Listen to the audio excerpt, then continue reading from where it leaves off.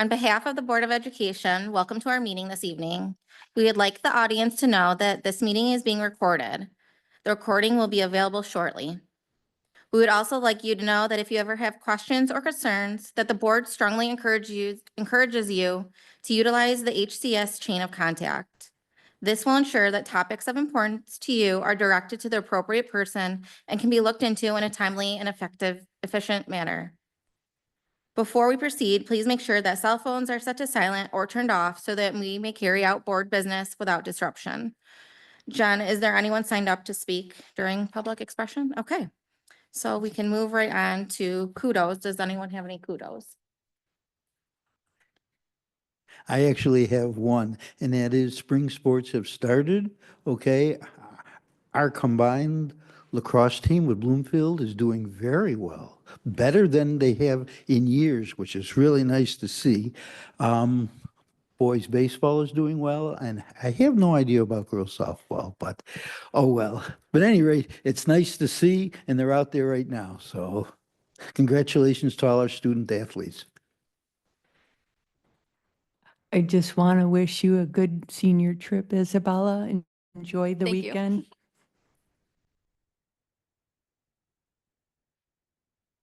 Okay, I'm just gonna quick go over a couple because I'm sure Isabella will hit on them as well. There's a few of our students that made winter athletes, all Greater Rochester student athletes. In basketball, we have Braden S, Owen R, Owen C, and Dylan W. Also for track, we have Henry. I just want to talk about Mrs. Rayberg's class. There was a little excerpt on her class, how they created a book, they invited parents in, and it was a great time for the parents to actually meet the teacher some more on a more personal level, and the kids got to show their books off. Our spring musical is coming up May 10th, so kudos to the kids working on that. We've seen them after school. And lastly, I want to give a shout out to our school bus drivers. It was School Bus Driver Day yesterday. From field trips to band and chorus trips, the list is never ending. The spectator buses that they've done this year. We just want to give a shout out to all of our school bus drivers and monitors.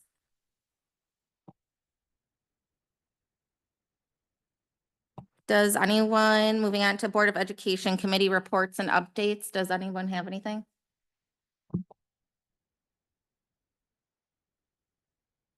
All right, so then we'll move on to superintendent report. Mrs. Fluke.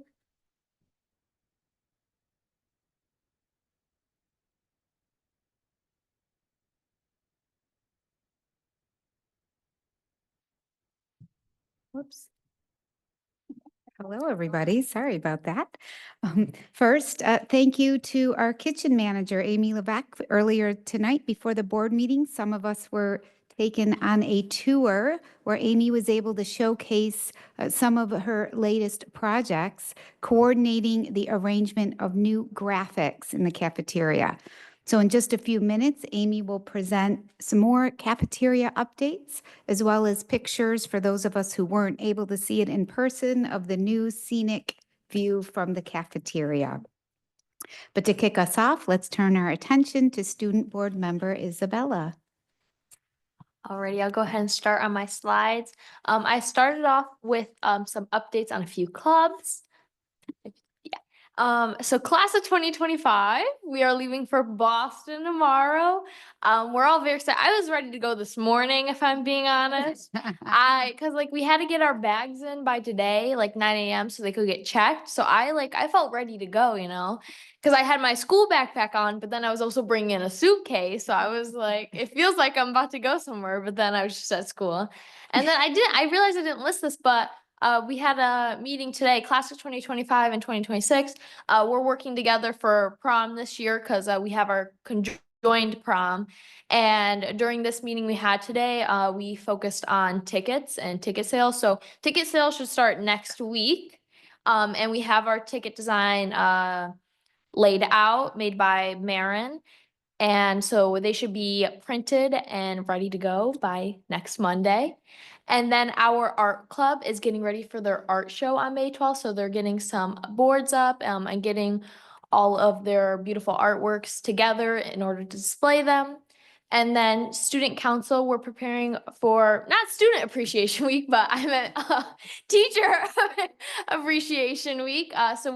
Student council has things planned for every single day. And on Tuesday and Thursday, we have different things that our students that are a part of student council will be involved in. Tuesday, serving and making them lunch. And then Thursday, giving them car washes. And then NHS, we're having our third blood drive on May 7th. Not too late to sign up. We're trying to get enough participants in order to get enough scholarships for our students.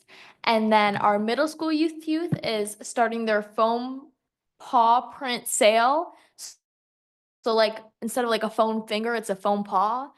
Sounds pretty cool.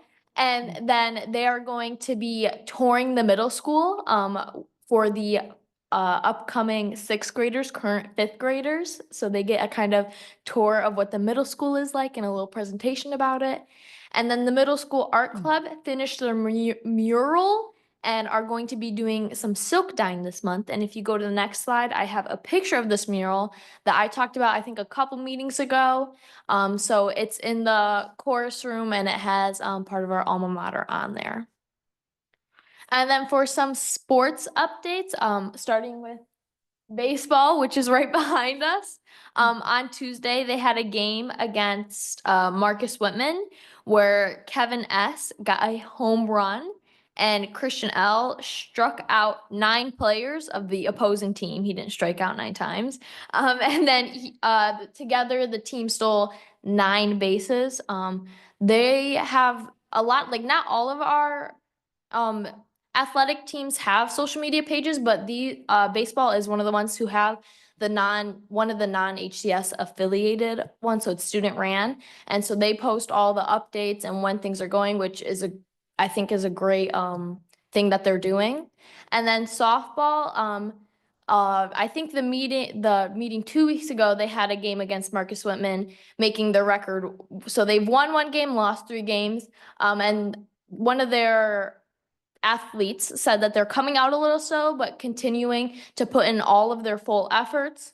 And they also stated that they have a great hitting team and all the freshmen who are on the team are starting, which is pretty awesome for our athletes. And then for tennis, they're doing very well in matches and they are continuing to improve their technique and skill and currently have a 3-2 record.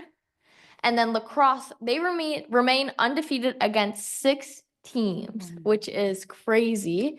And then track, they're doing well during their track meets and they have 3 track meets next week, which is a lot for them. Usually it's like 1 a week. They have 3. So, and then many have set new PRs, so they're excited about that. And then just a couple student concerns that I have is that when talking to teachers and students, they say that sometimes they have trouble balancing some after school activities. I know me, for one, sometimes I do.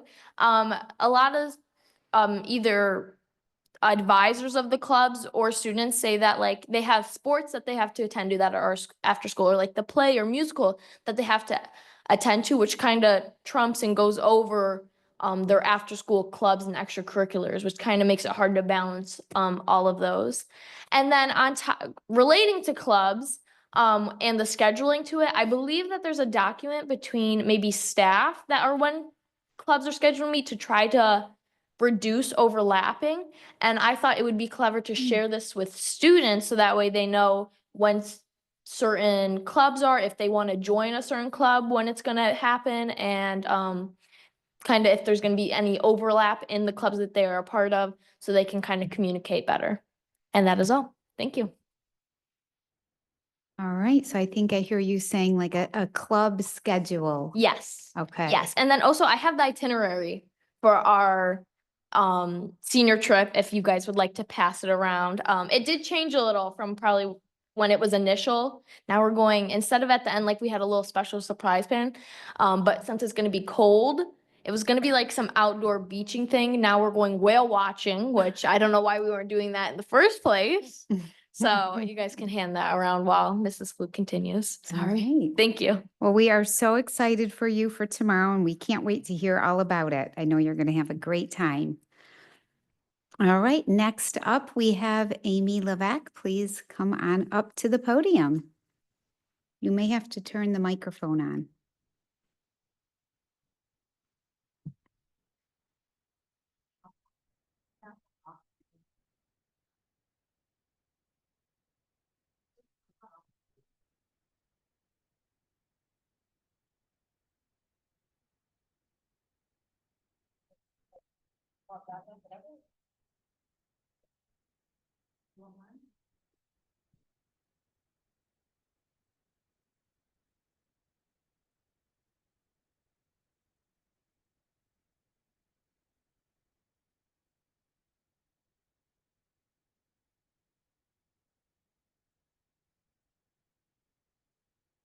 All right, we'll get started. This is just some of the things we're going to talk about tonight. Ewing graphics, summer meals, child eligibility provision, our freezer update, and then a couple of grants that we've applied for. All right, I'm not sure many people know what CEP is. I don't have to read that whole thing, but it is a community eligibility provision, and it basically allows for us to offer free breakfast and lunches to all of our students. This is something that we put in for and got approved for in December of 2023, and it is based off of how many students in our district are receiving SNAP or Medicaid services. You also know that we accept the paper applications, and those don't directly count towards getting approved for CEP. There's a lot to it. You guys are more than welcome to, I can give you any information you want to read up on CEP, but it is a 4-year application that we were approved for. And it actually, I think if you go to the next slide, it says how long, or maybe it's a couple slides in. But CEP basically, when the school year started, we had already applied for it, and we were told that we weren't going to get it because the state was going to have the requirement be that you had to be at 40%, and we were hovering right around it. And then they were going to make it 50%. We were sitting at like 40% for free and reduced, and then they dropped it down to 25. So basically, all of the schools in our area right now are offering free breakfast and lunch to all students. And like I said, this is something that we will start applying for again in 2026. And this right here just shows basically our lunch numbers right now. Our average daily participation rates for breakfast are sitting at about 386 meals served daily. Our lunches are sitting at 413. And then if you look at our numbers for enrollment, it's 536 kids in our UPK through 12. So our numbers are huge right now for the number of kids that we're serving meals to, which in turn, if you go to the next slide, has helped us. For every meal we serve, breakfast and lunch, we are receiving basically a stipend back from the state and the federal government, which is allowing us to get things like graphics. It's allowing us to get things like a new freezer. So even though it's costing us to put out these meals, we're actually making more than what it's costing us to provide the meals to the students. And this just talks about yeah, go ahead. And you said the meals, breakfast and lunch will be free through December of Till June of 2027. June of 2027. So that was a question that I received, Okay. a lot in the beginning of the year, and Yeah. thank you for that. And Yep, thank June you of for your hard 2027. work in getting this done. It was fun, right, Mike? It was fun doing the application and then being told we weren't going to be CEP, and then them lowering the percentage and then having to actually complete the application again. So we are really good at it now. Derek, we'll tackle it in a couple of years. And this just basically just talks, that's fine. That just talks about the percentages and how they break it down and what qualifies a school district to receive, to be able to receive the free meals. Something else that we are working on right now, we are working on a summer meals application. I think we all kind of brainstormed on some things that would be really good to offer our district. And since we already offer free breakfast and lunch, and we can see where our numbers are sitting at and how many kids are taking it, it's not just, families that are low income that are taking these meals. So we are currently getting ready to push our application onto the state to provide summer meals. This is something that we're looking to actually offer it where they can be picked up or they can be delivered to the houses. Everything, I know you guys are like, whoa, delivery, right? Everything involved in offering summer meals is reimbursable by the state and the federal government. So it'll be no different than how it is right now with our breakfast and lunch. We will be reimbursed for everything. And that includes like transportation, cost of our workers that are working, things like the electricity. They are literally covering everything. So it's kind of a no-brainer to apply for it. And then the little part up there talks about the No Kid Hungry New York 2025 Non-Congregate Summer Grant. I think actually if you click on the next slide, it might, okay, no, never mind. It's a grant that we put in for that gives us up to $8,000. The state and the federal government are pushing for more school districts that are in rural settings to offer basically summer meals. They're seeing obviously that there's a need for them in rural areas where there's not, where it's not as easy for families to get these meals. So this is a big push that the state is doing, again, to get more rural type settings offering free meals. So we put in for it. We'll see, obviously, if our application gets approved for summer meals, and that would be providing breakfast and lunch. And then we would be doing that, whether it's delivery or pickup or how we decide to do it, it would be offering it like on a Monday, Wednesday, and that would provide them for the whole week. You can go to the next one. All right, this is another grant that I just put in for. It is the Fuel Up Equipment Grant. And the things that you're seeing right there, one is a mobile smoothie cart. This is something that the kids actually have shown a lot of interest in, smoothies, and it's something that we can offer for breakfast or lunch. And the other one that we put in for is the mobile meal cart. And it's kind of what we did during COVID when we were offering meals at different locations as like a grab and go kind of thing in the school. We don't have that mobile cart. We do have a mobile cart, but this year we transitioned into allowing students to get off the buses early. So now they're able to access the school early to actually come in and sit down and have their meal instead of rushing off to class to eat their food. So we, again, just like the summer meal grant, this is something that we should be hearing about here soon in early May. Another big one, freezer quotes. Our current freezer is 28 years old and she's on her last leg. We've had a couple different vendors come in and give us grants. They're all in the same price range. We are working with BoCES right now. We have to do some electrical updates. And once we get a date for that and that is taken care of, then we will go ahead and get set with ordering a new freezer. And that will take about a week to get in. So hopefully sometime in May, we will have a new freezer. As some of you guys already came up and saw the graphics, we had Ewing Graphics come in and do some vinyl wrap in our cafeteria. Tom Ewing actually had a few of his kids attend Honeyway. When getting the idea to do the graphics, we wanted to do something that kind of screamed Honeyway. So I reached out to Brady, who was a 2008 graduate, and asked him to provide a photo of Honeyway Lake, which kind of, is the backdrop for us. So this is a photo that he provided, and that's what we have wrapped the main wall in the cafeteria in.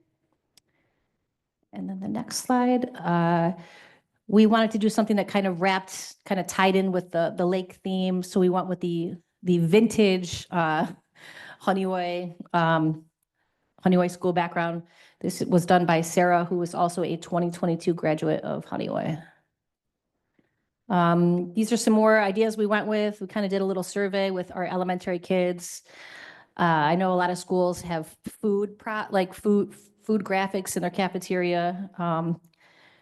It probably would have been fun to do some cheesy fruit things, but again, obviously we serve K through 12. So we were trying to be mindful of that. We don't have any dancing fruit, but we went with the Bulldog paw prints, and then we went with the Bulldog logo on the front, which is our original Bulldog mascot. And then on the doors, we wanted to get creative. Our food tray return, we went with the Bulldog. Again, we could have done a dancing shark, but I don't know how great our seniors would have received that. So we went with the Bulldog. And then on the doors, we just wanted to add something to it. So we just went with our Bulldog theme. And again, it's the original Bulldog mascot image. And this is Sarah's artwork. It's on the doors that are exiting the cafeteria. Exiting the kitchen, heading towards the cafeteria. And then this is the lake backdrop, and it's looking down from Harriet Hollister Spencer Park. That's it. That's all I got. Any questions? I'd like to give Amy a round of applause, first of all, for all of your hard work, the grants, the fuel up, the summer meals, the free breakfast and lunch, everything that you do each and every day for the staff and the students is very much appreciated. Thank you so Yeah, much. you're welcome. Any questions for Amy? All right. Okay, all right, you guys are All easy tonight. right. All right, tonight's highlights include this month's Rotary honorees. Tonight, we celebrate middle school student Lorelei S. and high school student Maren T. for outstanding citizenship and for being positive community service members. Next Tuesday, April 29th, marks the first ever Elevating Student Voices Youth Summit. So this event will showcase our year-long work and celebrate students from school districts across Wayne Finger Lakes regions who have dedicated their time and energy to fostering a sense of belonging in their school community. So I've been meeting with the team. I'm meeting again with them tomorrow. We usually go over what we can do as a school to make our school better from all different aspects and hearing from the community. So I want to, from the school community, so they bring to us, similar to how Isabella brings to us, but they bring to us just different ways to enhance academic programming, social programming, and different things around the building. Thank you to Dan Delmet and Molly Perrin for supporting the program and for working alongside those students throughout the process. We're hoping to have them here at our next board meeting. All right, and for updates from the Curriculum Instruction and Technology Department regarding our new and required reading initiative, Heggerty and UFly are now being fully implemented, UPK 3. Erica Esquino has developed a UFly resource guide for all of the instructional staff and is performing classroom visits and walkthroughs with elementary principal Mikey DeVanzos. Those started last week prior to break. And they plan to do that weekly for the next for the remainder of the school year. Administrator training with the Reading League took place over the spring recess with our entire leadership team, including myself, and next steps are being developed. And remember, we're working with Bloomfield this year to partner up for the professional learning that will take place from starting in the summer and throughout all of next year. So that'll be exciting work. Also, over the April break, the technology department underwent infrastructure updates. The core switch was replaced, 6 closet switches were replaced, and the also necessary upgrade to our outdoor access points for the wireless bridge connection to the maintenance barn was replaced. So, and here you can also see, it's hard to read there, but there was a lot of professional highlights and additional opportunities for professional learning.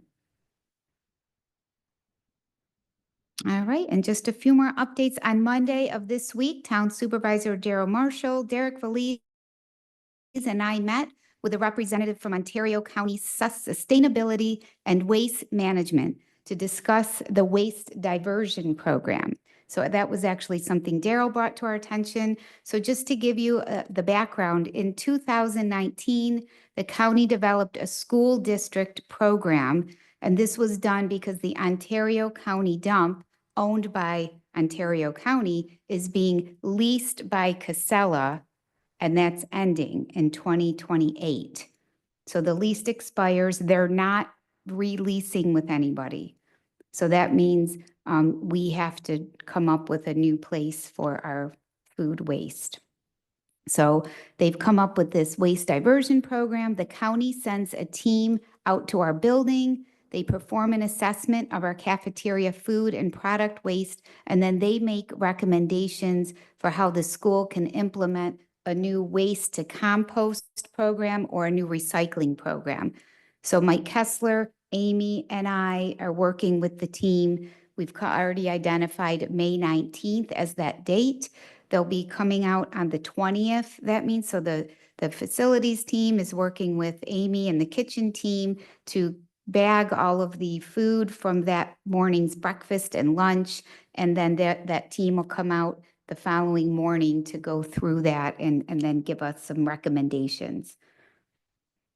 The district can then choose to partner with the county to implement a new food waste or recycling program through a grant. So those will be opportunities next year, or we can choose to develop our own program. There are a few of our neighboring districts already doing this, so we are going to be kind of exploring our options and working with them to see what might make sense for us.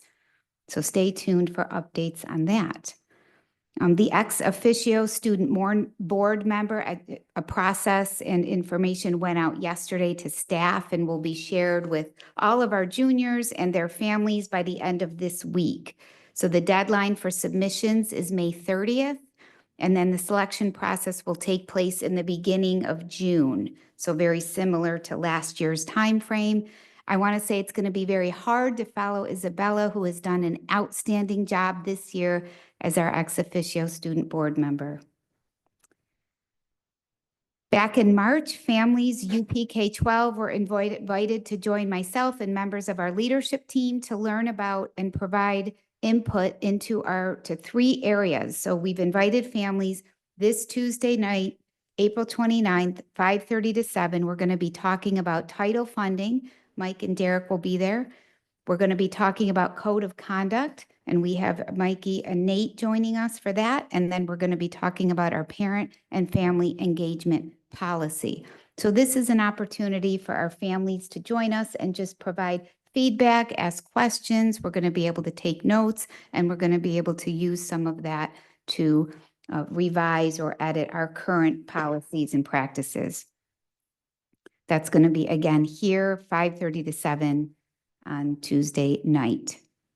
Okay, and before I turn it over to our business officials, I just want to thank the Board of Ed Finance Committee, Cindy, Jerry, Jermaine. Thank you for being with us the last few weeks and planning our budget. It's been very valuable having you as part of that team. Thank you very much. All right, and now Mike and Derek. Who wants the clicker first? Great. Thank you very much.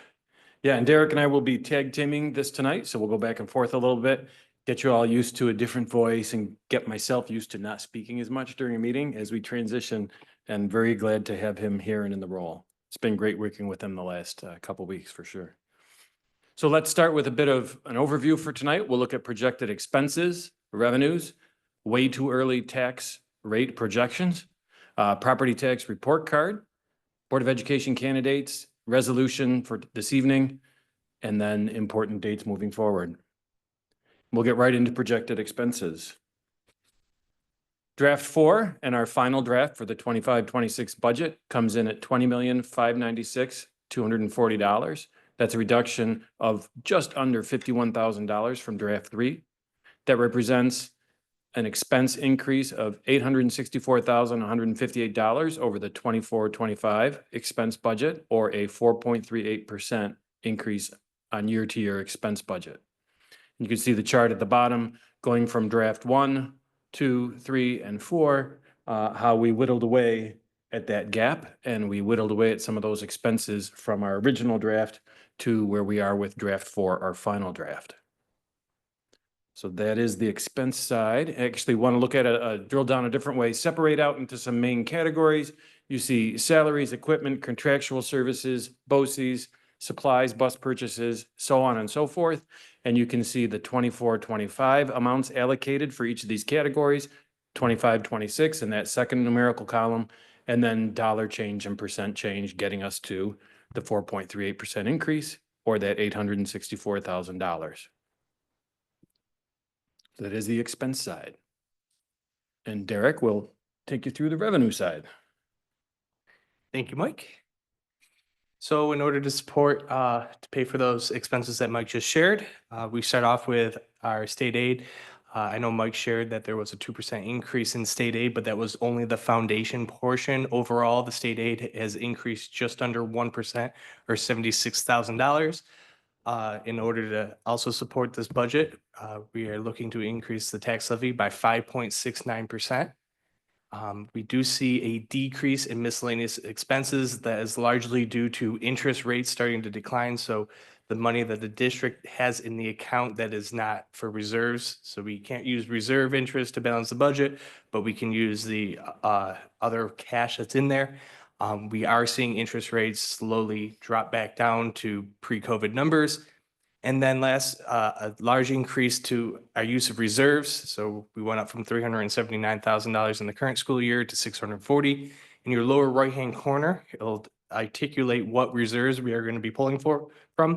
Workers' comp at $80,000. EBLAR, which is our post-employment and benefit reserve, is $100,000. Our ERS retirement reserve at $349, just shy of $350.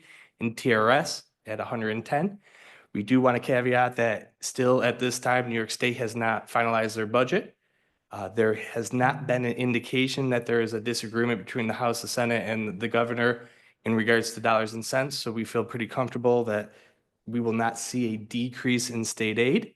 And there is still uncertainty about whether or not we will be receiving the federal aid. That's been a hot topic, but we are going to proceed as if we are receiving them.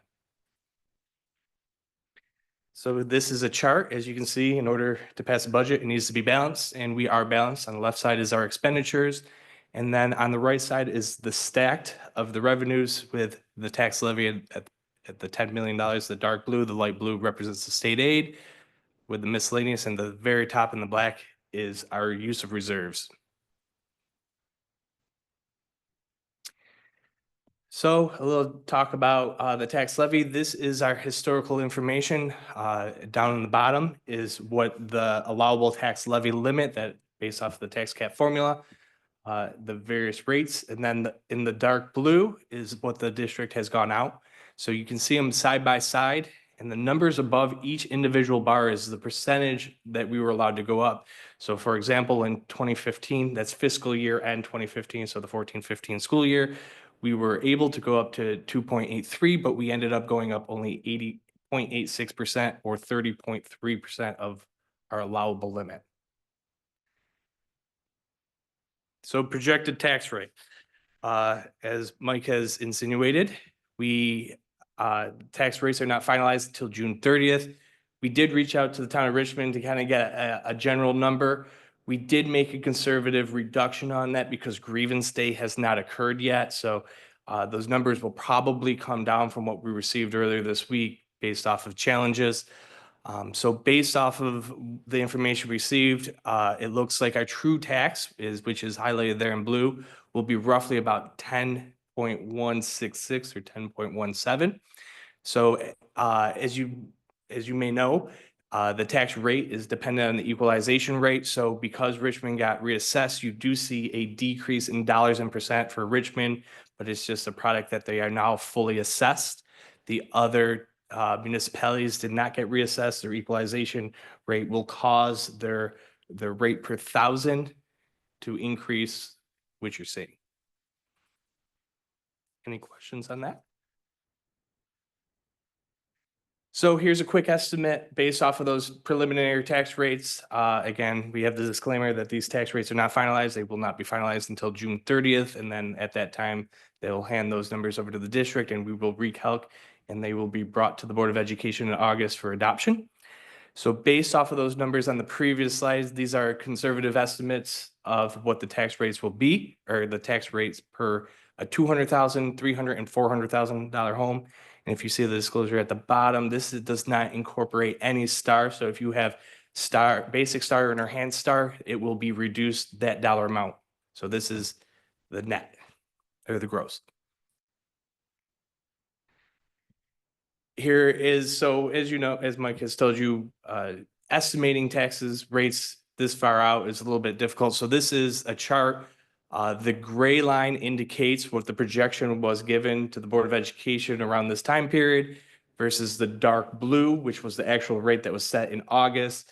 And the purpose of this is to emphasize the fact that it is a little conservative. We do hope that it comes in lower.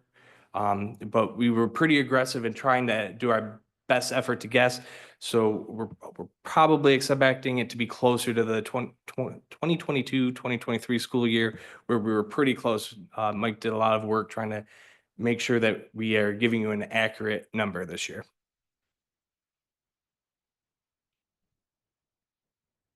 All right, and I just wanted to run through one of the aspects of what we're doing tonight, what the board is doing in accepting the property tax report card. This is a form that school districts are required to fill out and submit the day after their budget is adopted. So tomorrow morning, this will be going into the New York State system. Natalie will sign off on this or certify this. I'm not going to go through each line, but I just want to give you a sense of what we're submitting here. We have the first column of numbers is the current year budget, 24-25, and then the second column is 25-6 proposed budget. So you'll see the total value of the expense side of the budget, the tax levy, which is indicated there. And then you'll see the calculate out in the gray shaded areas on the far right that will show you the 5.69%. It shows the 4.38 year-to-year expense increase. And then down below, we get into, excuse me, the use of what our unassigned fund balance would be for next year. We have that in there because you calculate that based on the next year's expense budget. 4% of that is what we can carry. So that number 823,850 down below, that represents the 25-26 unassigned fund balance.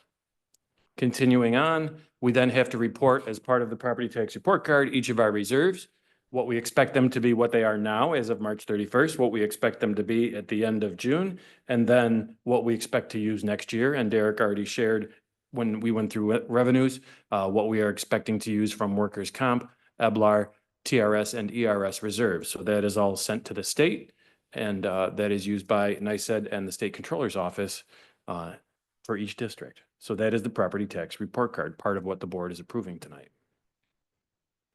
So the resolution for this evening is first, the required language for the budget amount. You see that 20,596,240 as required by law, with a levy raised upon the taxable property of the school district.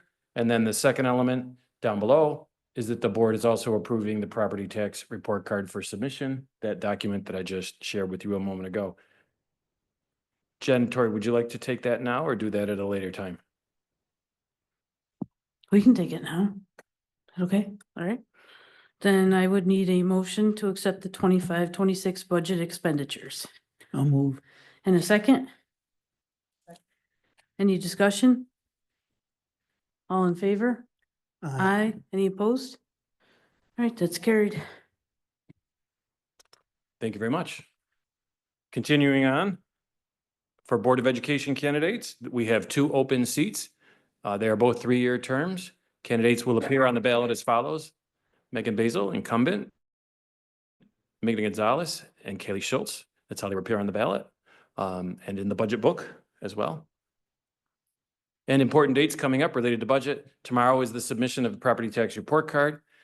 We expect the budget newsletter to be printed and then mailed out prior to our budget hearing. That has been what we've done in the past, and we're certainly aiming for that again.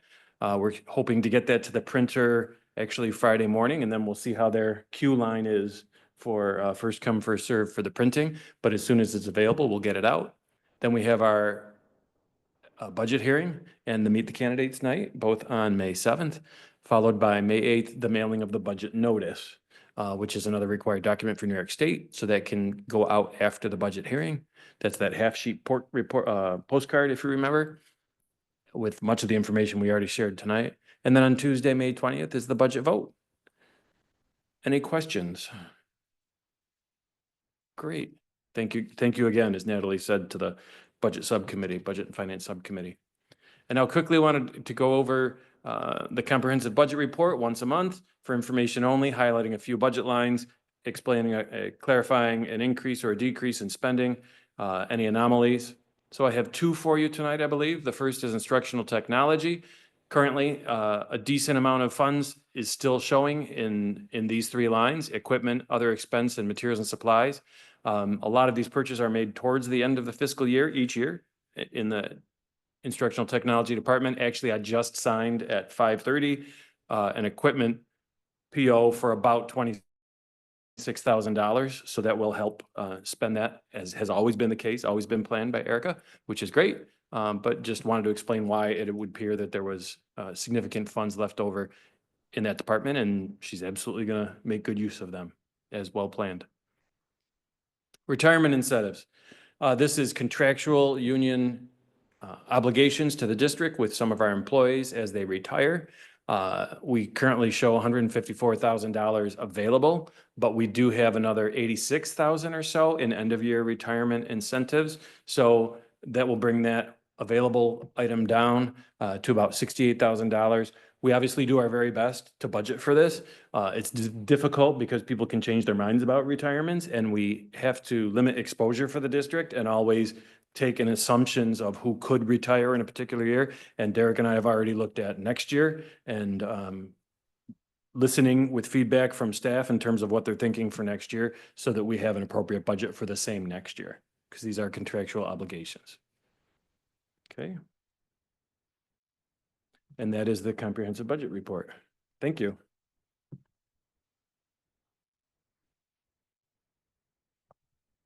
Okay, I just want to make sure that I'm good to go here because I missed something. Okay, just checking before I move ahead.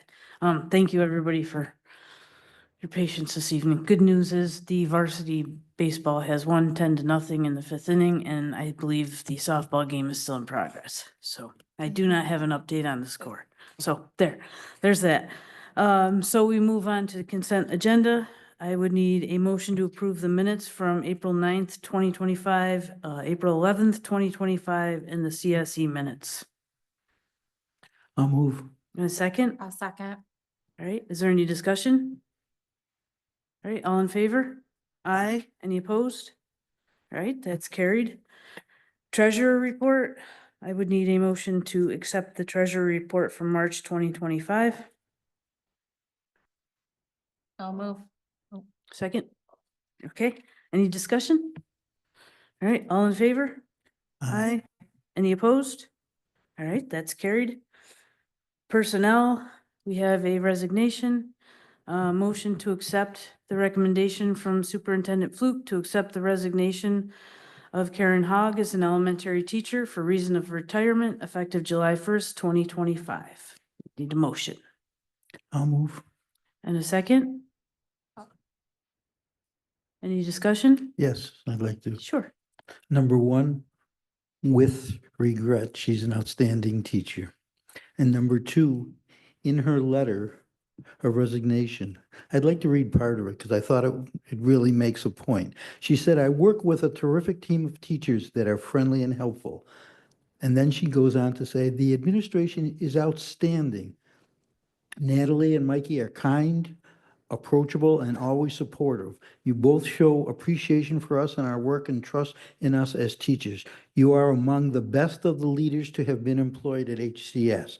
And she's been here a while, so she's seen a number of administrators. I thought that was just an outstanding kudos to both her fellow teachers, to you and Mikey. So I just wanted to make sure everybody knew that. All right, all in favor? Aye. Aye. Any opposed? All right, that's carried. We have an appointment. I need a motion to approve the recommendation from Superintendent Fluke to approve the appointment of a 25-26 coach. Kyle Clement is the varsity girls soccer coach. And the salary for this position will be year 1. A motion I'll move. and a second? I'll second. Is there any discussion there? All right, all in favor? Aye. Any opposed? All right, that's carried. Moving on to new business, old business. We have the Wayne Finger Lakes election administrative budget vote. And so I'm assuming, Jen, that we need to nominate 3 of these people for that ballot.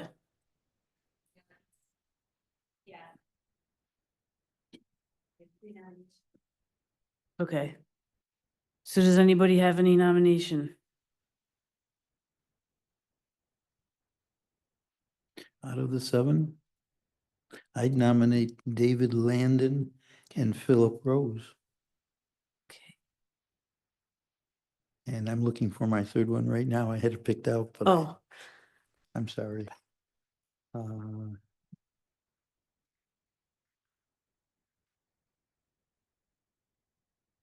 Yes, and the third one was Heather Bachman.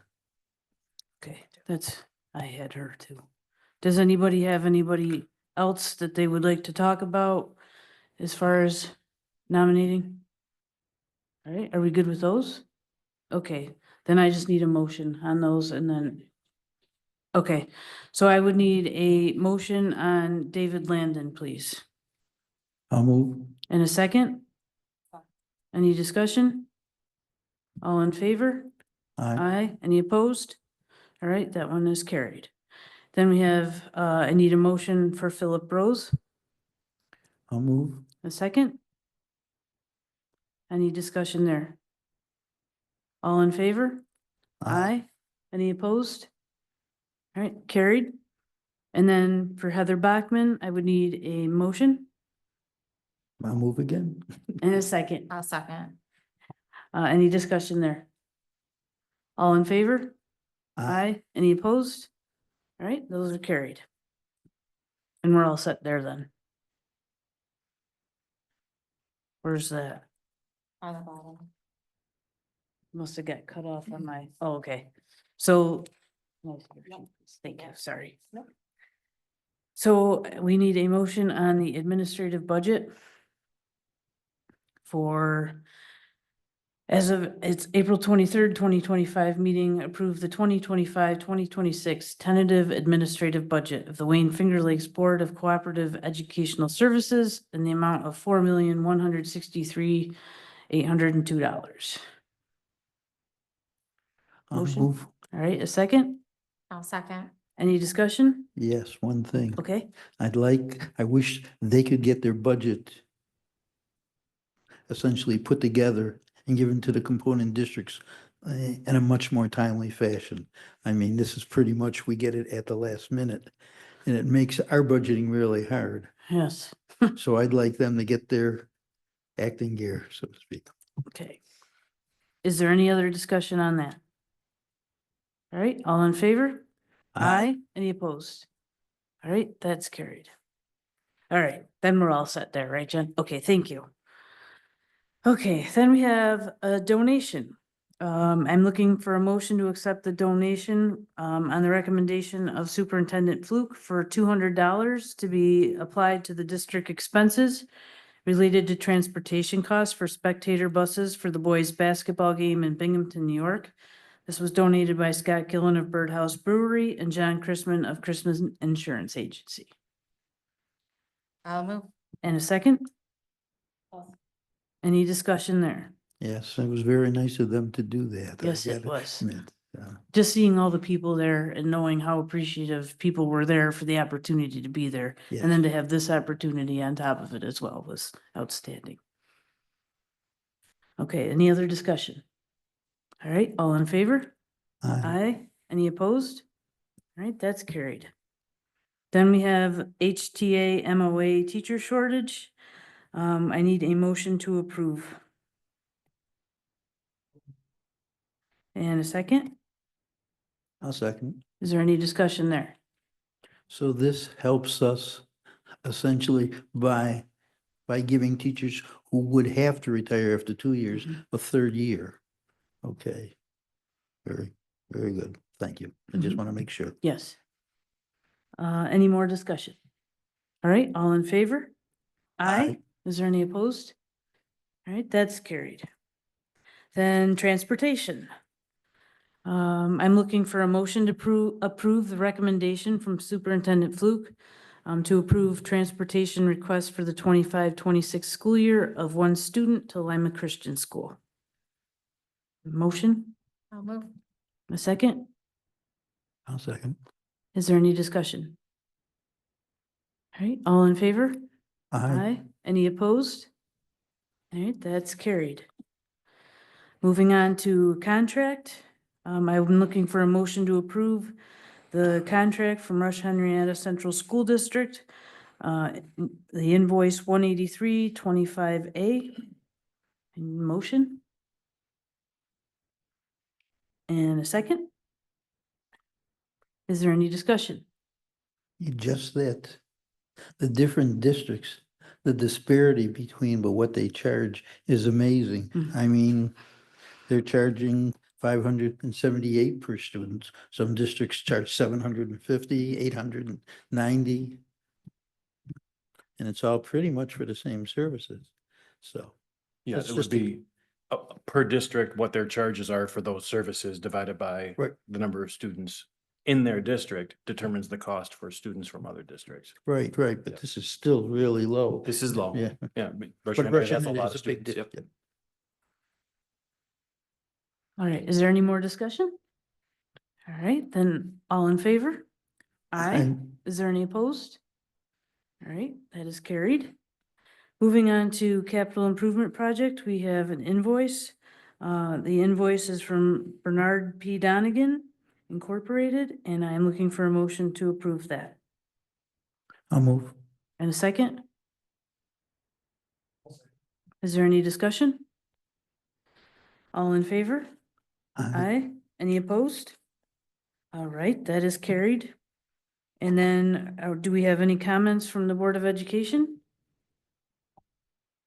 I just have one, Sports Boosters reached out, to see if we could help out at any games this season, and Thursday, May 1st, I'm gonna email everybody to see if they're available. I know it's kind of hard to look right now. The game is at 5.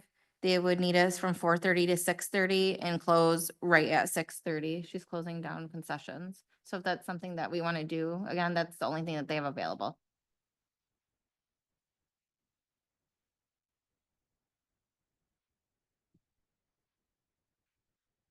Does anybody have anything else?